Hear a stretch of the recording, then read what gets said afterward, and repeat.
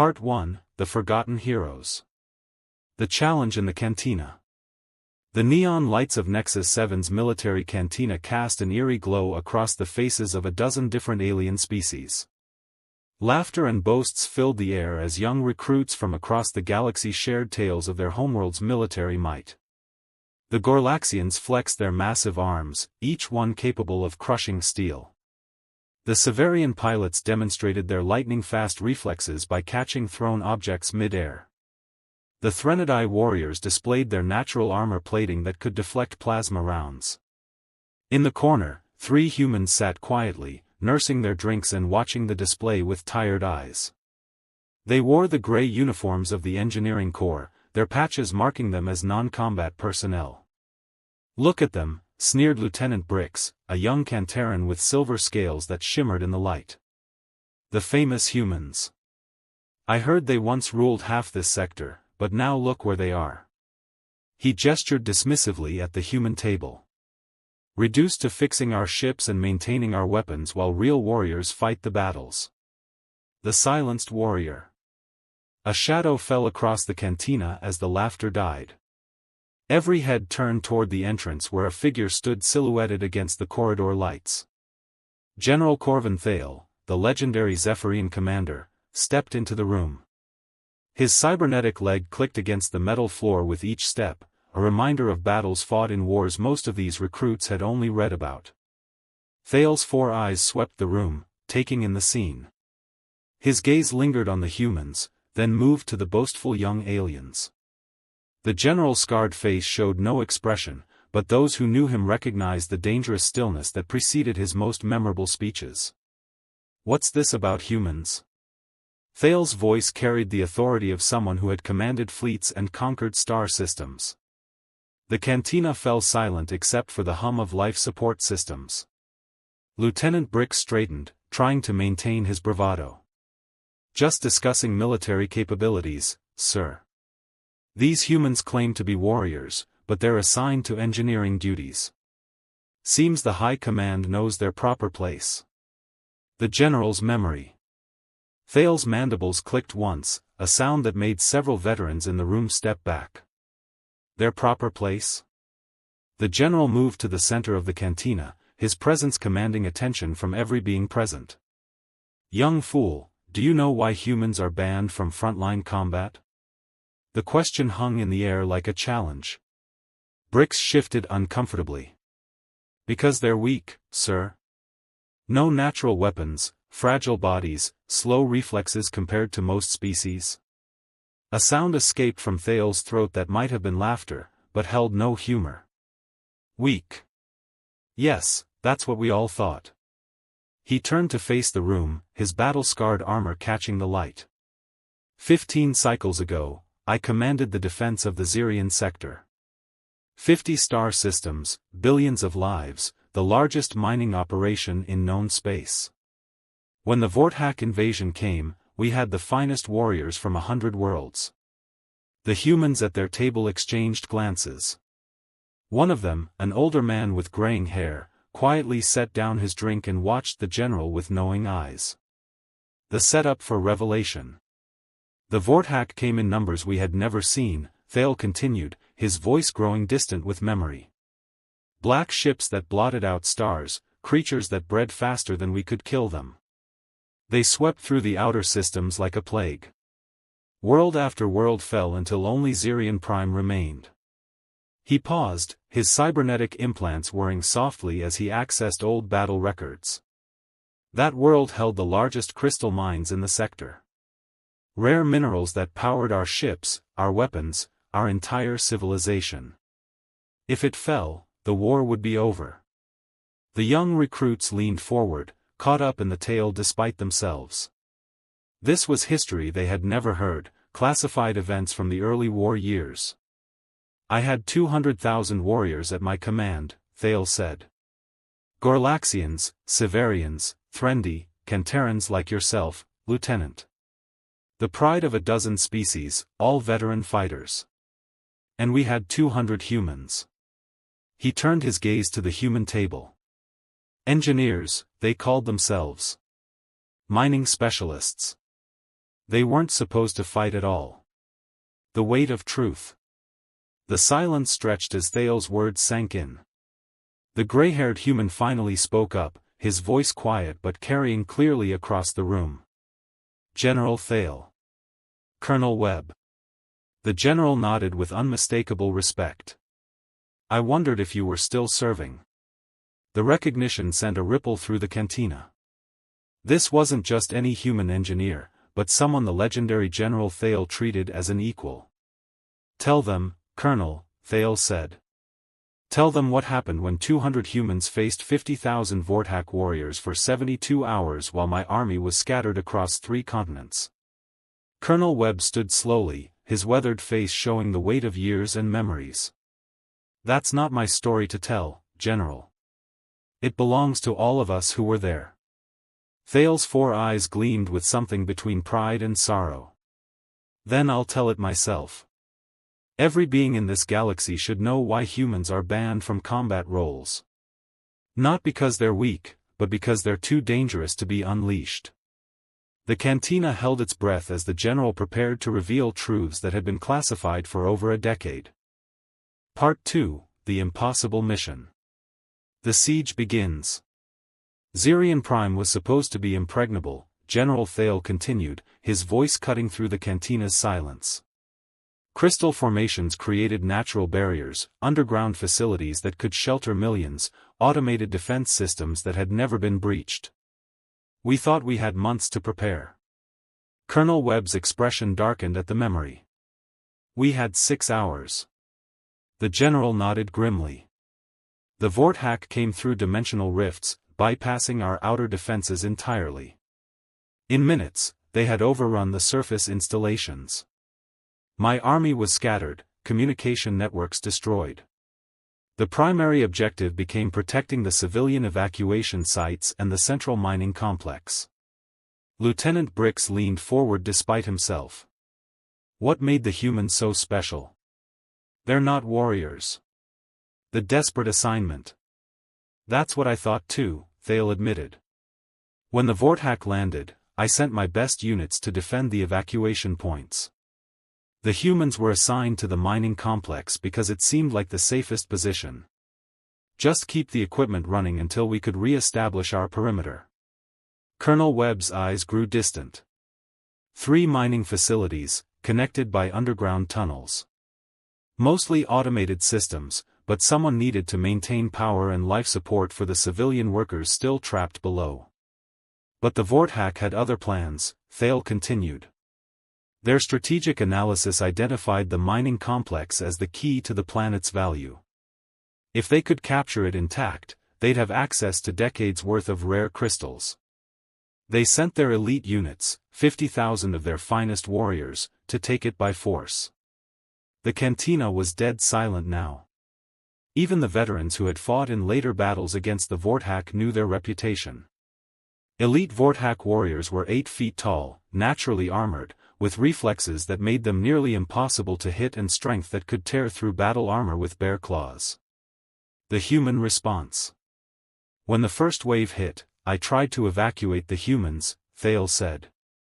"My communication systems were partially restored, and I ordered Colonel Webb to abandon the complex and fall back to our secondary positions."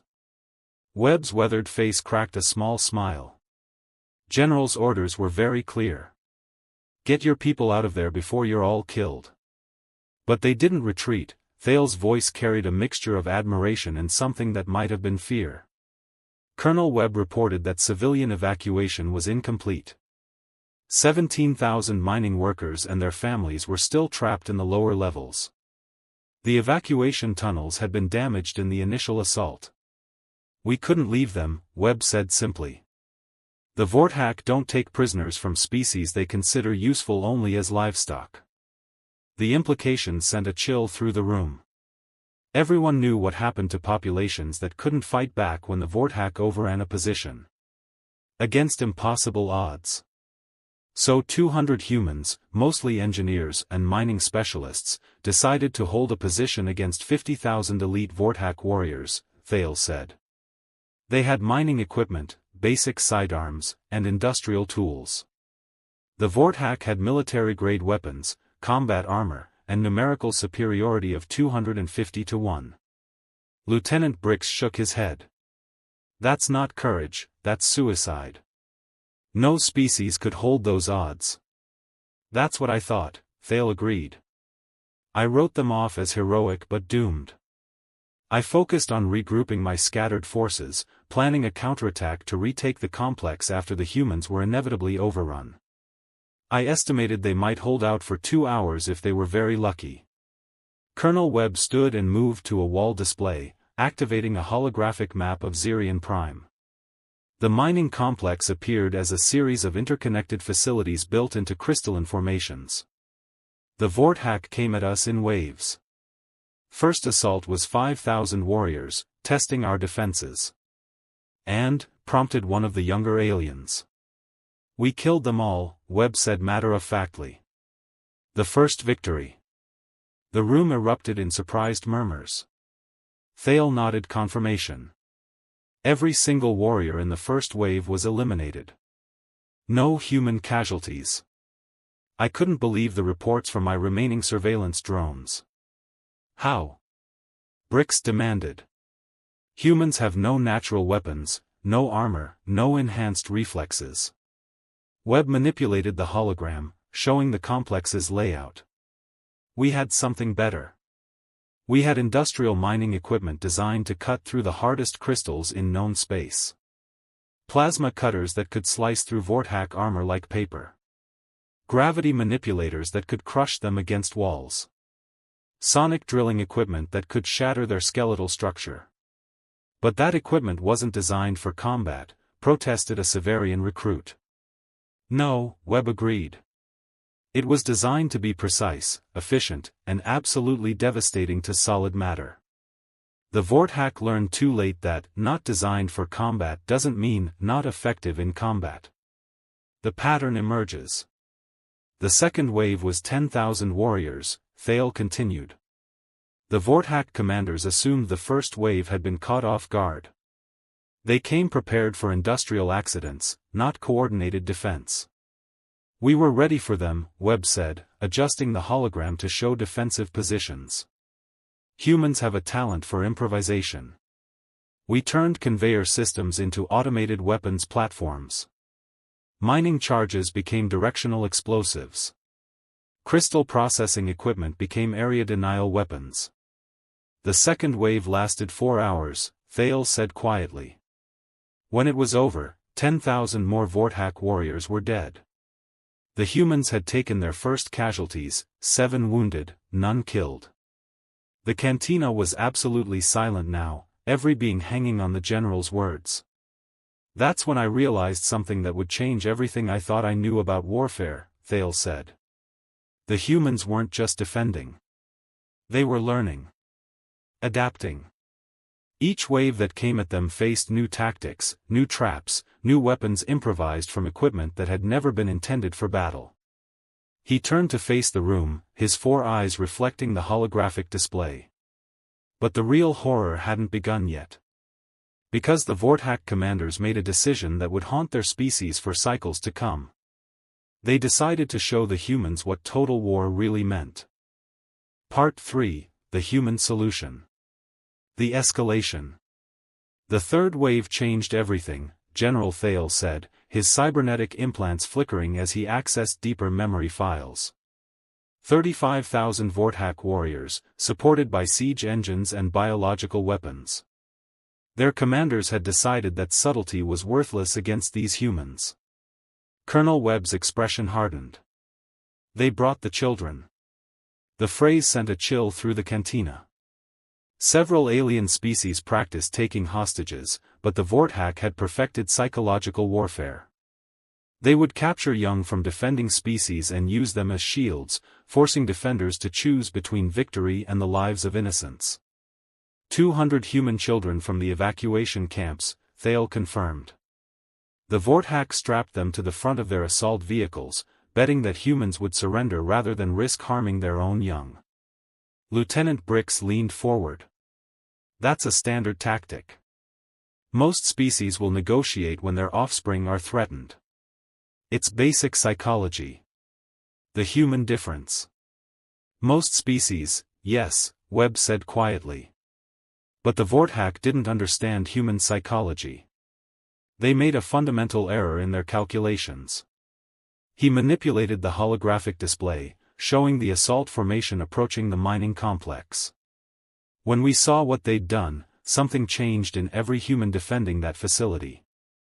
We stopped thinking like engineers and started thinking like something the galaxy had never seen before. What happened? Asked a young Threnodai warrior, her natural armor plates shifting nervously. We became what humans call creative, Webb said, and there was something in his tone that made several veterans step back. Dr. Benjamin Cross, our chief mining engineer, had been working on theoretical applications of crystal resonance. Academic research, nothing practical. General Thale's mandibles clicked ominously. In 37 minutes, Dr. Cross turned theoretical research into the most terrifying weapons system ever deployed in ground combat. The improvised arsenal. The hologram shifted, showing the internal structure of the mining complex. Webb highlighted various systems and equipment. Crystal mining requires precise harmonic frequencies to extract materials without shattering them. Cross realized that the same frequencies could be weaponized. He turned the entire mining complex into a resonance weapon, Thale explained. The crystal formations that made the facility so valuable became amplifiers. Every tunnel, every chamber, every processing station became part of a massive sonic array. Webb nodded grimly. The first test pulse killed every Vorthack warrior within a 2-kilometer radius. Their natural armor, designed to protect them from energy weapons and physical attacks, conducted the harmonic frequencies directly into their nervous systems. The implications were staggering. Several aliens in the cantina backed away from the humans at their table, seeing them in a new light. The surgical precision. But the children, Brix whispered. How did you save them without killing the Vorthack holding them? That's where human creativity became truly terrifying, Thale said. Any other species would have been forced to choose between accepting casualties or surrendering. Humans found a third option. Webb enhanced the hologram, showing individual assault vehicles. Cross calculated harmonic frequency specific to Vorthack physiology. The resonance would kill them instantly but had no effect on human nervous systems. We could target the captors while leaving the captives completely unharmed. Impossible, breathed the Threnodai warrior. No species has that level of precision in combat. Humans do, Thale said simply. In 17 minutes of focused fire, they eliminated 35,000 Vorthack warriors and rescued every single human child without a scratch. The children didn't even know they'd been in danger until it was over. The underground war. But that wasn't the end, Webb continued. The Vorthack commanders realized they were facing something unprecedented. They abandoned conventional assault tactics and sent their remaining forces into the tunnel networks. Urban warfare, close quarters, where their natural advantages would matter more than human technology. The hologram shifted to show the underground complex, a maze of mining tunnels and processing chambers extending deep into the planet's crust. 10,000 Vorthack warriors in an environment where they could use their speed, strength, and natural weapons, Thale said. The humans were forced to fight in confined spaces where their improvised weapons would be less effective. That's when Captain Nolan Rivers took command of the tactical situation, Webb said, highlighting sections of the tunnel network. He was our explosive specialist, but he understood something about three-dimensional warfare that none of us had considered. The trap within traps. Rivers turned the entire tunnel network into a living maze, Thale explained. He used shaped charges to alter the tunnel structure in real time, creating passages that led to dead ends, chambers that could be sealed off, and kill zones that could be activated remotely. Webb's fingers danced over the holographic controls, showing the tunnel modifications. But the real genius was the psychological component. Rivers made the tunnels seem random, chaotic, like they were the result of panicked humans trying to escape. The Vorthack followed what they thought were fleeing prey deeper and deeper into the complex. where they found themselves isolated in small groups, separated from their support, fighting humans who knew every inch of the modified terrain, Thale continued. Individual Vorthak warriors are formidable. But humans in an environment they've had time to prepare turn into something else entirely. The cantina was dead silent, everyone visualizing the horror of being hunted through modified tunnels by humans who had turned industrial equipment into precision weapons. The tunnel fighting lasted 18 hours, Webb said quietly. When it was over, every Vorthak warrior was dead. We had lost 37 humans, but we had saved 17,000 civilians and held the most strategically important facility in the sector. General Thale's 4 eyes swept the room. But the real revelation came in the aftermath, when we analyzed what the humans had accomplished. They had done more than win an impossible battle. They had demonstrated capabilities that forced us to reevaluate everything we thought we knew about warfare. Part 4, The Breaking Point. The Aftermath Assessment. 3 days after the siege ended, High Command sent their best tactical analysts to study what had happened, General Thale continued, his voice growing more serious. I was tasked with compiling a complete report on human combat effectiveness. What we discovered changed military doctrine across the entire galaxy. Colonel Webb remained standing by the holographic display, his weathered hands still manipulating the tactical overview. They wanted to understand how 200 non-military personnel had accomplished what veteran warriors would have considered impossible. Lieutenant Brix, who had been silent since the tunnel warfare revelation, finally spoke up. What made you so different? Other species have engineers, scientists, creative thinkers. Pattern recognition, Webb answered simply. Humans don't just adapt to situations, we see connections that other species miss. While the Vorthak were thinking in terms of military tactics, we were thinking in terms of problem solving. The deep analysis. General Thale accessed another memory file, his cybernetic implants casting brief shadows across his scarred face. The analysis team spent weeks interviewing every human who had participated in the defense. What they found was unprecedented in military history. He gestured to the holographic display. During the 72-hour siege, the humans had developed and implemented 47 distinct tactical innovations. Not variations on existing strategies, but completely original approaches to combat that had never been attempted by any known species. 47 innovations in 3 days, repeated a Severian pilot, disbelief clear in her voice. Every human contributed, Webb confirmed.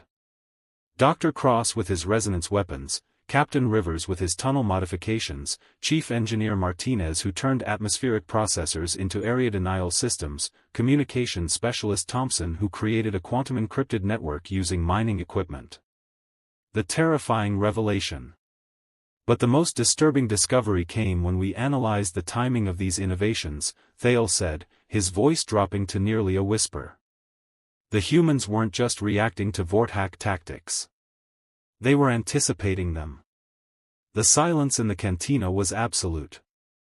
By the second day of the siege, human defensive preparations were consistently ahead of Vorthak tactical decisions, Thale continued. It was as if they could predict what their enemies would do before the enemies knew themselves. Webb nodded grimly. We started thinking like them. Understanding their psychology, their tactical preferences, their cultural assumptions about warfare. Once we understood how they thought, countering their strategies became almost routine. The strategic implications. That's when High Command realized the true scope of what they were dealing with, Thale said. Humans weren't just unexpectedly effective in combat. They were learning and adapting at a rate that suggested they could eventually predict and counter any species' military strategies. He turned to face the room directly. The Vorthak were one of the most successful military species in known space. They had conquered dozens of star systems using tactics that had proven unbeatable against conventional forces. In 72 hours, 200 humans had not only defeated them but had done so while protecting 17,000 civilians. The implications were staggering, Webb added. If humans could adapt that quickly to Vorthak strategies, what would happen when they faced other species in combat? The final test. High Command decided to run simulations, Thale revealed. Theoretical scenarios where human tactical teams faced the military doctrines of every major species in the Galactic Alliance. Gorlaxian strength tactics, Severian speed warfare, Threnodai defensive strategies, Cantaran technological superiority. Lieutenant Brix's scales had lost their silvery shine. What were the results? In every simulation, humans developed effective counters within the first 24 hours of engagement, Thale said quietly. By the 72-hour mark, they had achieved tactical superiority. By 1 week, they had developed strategies that could defeat any known military doctrine. The implications hung in the air like a toxic cloud. Every species in the cantina began to understand why humans were assigned to engineering roles. The decision. 6 months after Zirian Prime, the Galactic Council held classified sessions to discuss the human question, Thale continued. The debate lasted 3 months. Some argued that humans should be integrated into frontline combat roles, that their abilities would be invaluable against external threats. But others pointed out a more disturbing possibility, Webb said, his voice heavy with implications. If humans could adapt to defeat any known military doctrine, what would prevent them from eventually turning those same abilities against the species that commanded them? General Thale's cybernetic implants whirred softly as he accessed the final classified files. The decision was unanimous. Humans would be classified as a restricted combat species. They could serve in support roles, engineering, research, logistics, but never in positions where they could study alien military tactics firsthand. The hidden truth. The official records state that humans lack the physical capabilities for frontline combat, Thale said. Enhanced reflexes, natural armor, superior strength, all the standard military advantages. The truth is kept classified at the highest levels. He looked directly at the humans at their table. Humans are banned from combat not because they're weak, but because they're too dangerous to be trusted with military secrets. Every species in the Alliance is terrified of what would happen if humans ever decided to use their adaptive abilities against their allies. The cantina remained silent as the weight of this revelation sank in. Every alien present was re-evaluating their assumptions about the quiet humans who maintained their ships and repaired their equipment. But there's one more thing, Thale said, his voice carrying a note of warning. One detail that even most high command officers don't know. He turned his 4 eyes toward Colonel Webb, who nodded slowly. Tell them about Admiral Shaw. Part 5, The Truth Revealed. The Hidden Command. Colonel Webb's expression grew distant as he accessed memories that carried the weight of classified secrets. Admiral Helena Shaw wasn't at Zirian Prime during the siege. She was commanding the human colonial fleet in the Outer Rim, 3 systems away from the fighting. General Thale's mandibles clicked ominously. What Colonel Webb isn't telling you is that Admiral Shaw was monitoring every communication from the mining complex. She watched the entire 72-hour battle unfold in real time. The holographic display shifted, showing fleet positions throughout the sector. A cluster of human ships appeared on the outer edge, seemingly uninvolved in the conflict. Shaw had 47 ships under her command, Webb continued. Colony vessels, cargo transports, a few light escorts. Nothing that looked like a military threat. Lieutenant Brix leaned forward, confused. Why is this relevant? If she wasn't involved in the fighting. Because Admiral Shaw was conducting the most comprehensive military intelligence operation in galactic history, Thale revealed. While 200 humans held Zirian Prime, Shaw's fleet was analyzing the tactical responses of every Alliance species in the sector. The broader picture. The hologram expanded, showing the positions of Alliance military units across multiple star systems. 63 different species had forces in the area, Webb explained. Shaw's ships monitored their communications, their tactical deployments, their response times, their decision-making patterns. She was studying how each species reacted to the crisis, Thale continued. While everyone's attention was focused on the impossible battle at the mining complex, Shaw was quietly compiling detailed analyses of Alliance military capabilities.